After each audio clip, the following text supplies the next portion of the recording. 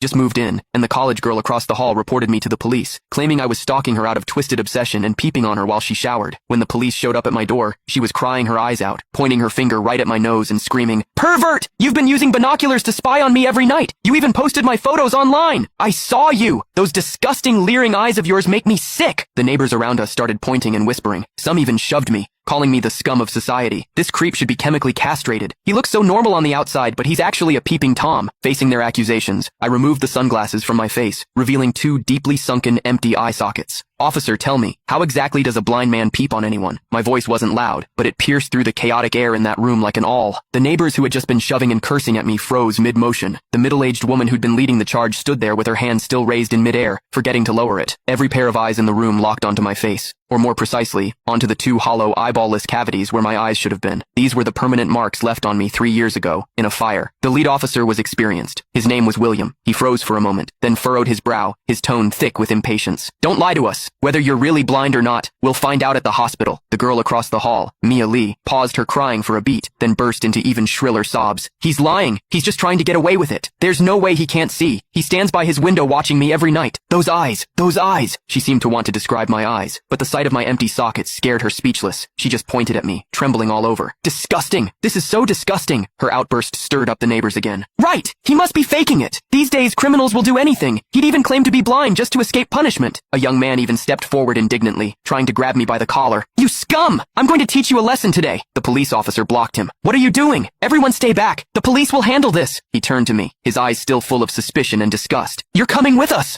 I didn't resist. I calmly held out both hands. Cold metal touched my wrists. Two younger officers flanked me on either side and led me toward the elevator. Behind me, Mia's crying mixed with the neighbors' curses into a chaotic din. "Scum of society! Get out of our community! Hope you rot in prison!" I could see the righteous expressions on their faces. I could also hear the pleasure in their voices as they trampled me into the mud. I stepped into the elevator. The metal doors slowly closed, cutting off the noise from outside. One of the younger officers, probably new to the job, couldn't help but ask me quietly, Are you really blind?" I tugged at the corner of my mouth but didn't answer. The other officer patted his shoulder, signaling him to keep quiet. But I knew that in their minds, the scales had already tipped completely in favor of that tearful young girl. After all, it was a young, pretty, pitiful college student on one side, and on the other, a suspicious man living alone, wearing sunglasses. In their eyes, it was crystal clear who was the victim and who was the perpetrator.